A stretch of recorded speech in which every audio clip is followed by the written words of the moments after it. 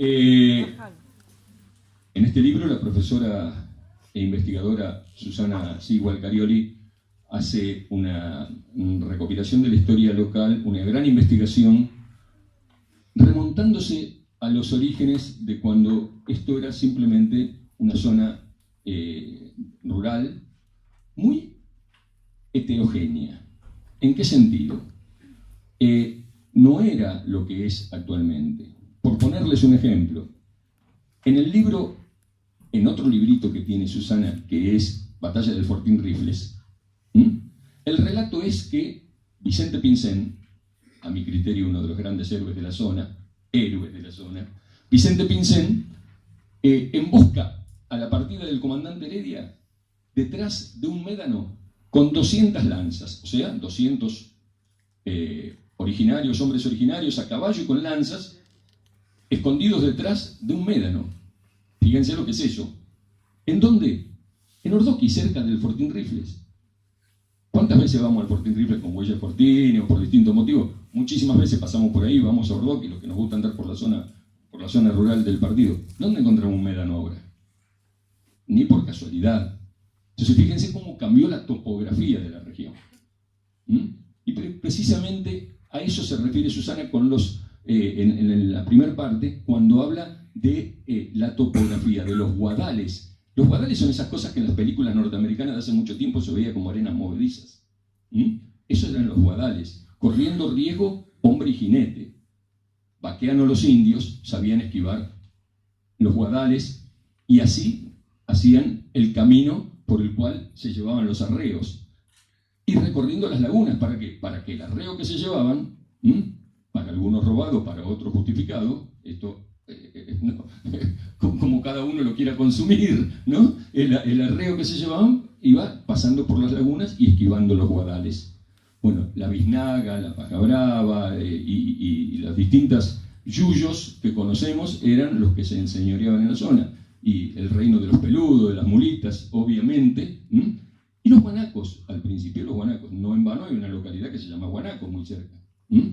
Pero claro, con la llegada del ganado, el guanaco se va hacia el sur, no convive. Se traslada hacia el sur. Y en ese traslado del guanaco hacia el sur, los pueblos originarios de la zona, que tenían la necesidad de la subsistencia, les quedó la otra, la de utilizar el ganado que había. Ganado pampa, ganado cimarrón, o el ganado que fuere. Y lógicamente con eso se da también el avance de los primeros arrendatarios. Pero para que los primeros arrendatarios llegaran, primero hubo que avanzar con una línea de fortines por parte del gobierno nacional. Y así fue como se crea el Fuerte Paz, con la línea de fortines. Esto está en los otros capítulos, donde dice el avance fronterizo del 69, que lo tenemos en el capítulo 3. Ahí vemos Fuerte Paz, línea de fortines, primeros arrendatarios de la zona. Y entre los primeros arrendatarios, mientras se daba la línea de fortines y la confrontación con los pueblos originarios, nos vamos a encontrar con el personaje de Marras, que sería nada más y nada menos que don Antonio Maya, el fundador de nuestro pueblo. Hoy nuestra institución está sobre la avenida Maya.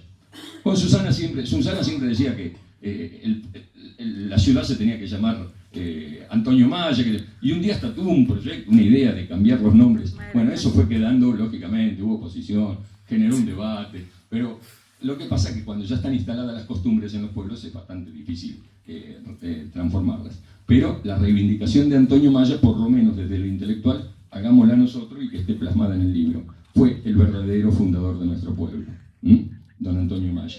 ¿Por qué? Bueno, porque él arrendó tierras que después se hizo propietario. Porque ese era el acuerdo que había con el Estado. Y cuando ya tuvo las tierras, dijo, está avanzando el ferrocarril. Qué bueno para que pase por mis tierras, lógicamente. Y pasó por sus tierras el ferrocarril, y entonces donó al Estado las tierras por donde pasaba el ferrocarril. Pero donde se estableció la estación, alrededor de esa estación, él hizo hacer por medio del escribano griego, en ese momento, un loteo, y con ese loteo es el lugar donde hoy vivimos, nuestra ciudad cabecera. Todo esto eran tierras de don Antonio Maya. que además continuaban en las zonas aledañas. Es así como surge nuestro pueblo, pero claro, el Poder Ejecutivo Nacional dice, bueno, muchas gracias por la donación, don Antonio, pero el nombre de la estación lo ponemos nosotros. Y en aquel momento había un personaje que había muerto hacía poco, que pertenecía a la élite gobernante. Recordemos, estamos hablando de 1889, cuando llega el ferrocarril, y que en aquel momento eran gobiernos del Partido Autonomista Nacional, o sea, era lo que conocemos como la oligarquía en el poder de aquel entonces, y Carlos Casares era un propietario de campos, había sido presidente de la Sociedad Rural, había sido presidente de ferrocarriles, de lo que eran los ferrocarriles argentinos en aquel momento, y en homenaje a Carlos Casares le pusieron el nombre a la estación de Carlos Casares. Con el tiempo pudo más, desde la cuestión comunicacional, desde la cuestión del correo y de todo, pudo más el nombre de la estación que el nombre del verdadero fundador del pueblo. Y cuando en 1907 logramos la autonomía, tomando tierras del partido de 1 de julio y tierras del partido de Pehuajó, la autonomía era de la ciudad cabecera de 9 de julio, la autonomía se logró con el nombre de Carlos Casares, no de Antonio Maya. Digo esto porque Susana siempre quiso reivindicar a don Antonio Maya, y por eso es este libro. Acá no solo les decía recién cómo habla del Fuerte Paz, de la línea de Fortines, sino también de la guerra en la frontera, la vida en la frontera, y cómo se va formando la subdelegación. Y a partir de la subdelegación aparece un personaje muy significativo, muy interesante, que era José Barreras, ¿no? José Barreras, que fue integrante, presidente de la primera Comisión de Obras Públicas, porque empiezan a fundarse las primeras, las primeras fundaciones, los primeros edificios, o cuestiones similares que tenían que ver con la organización institucional.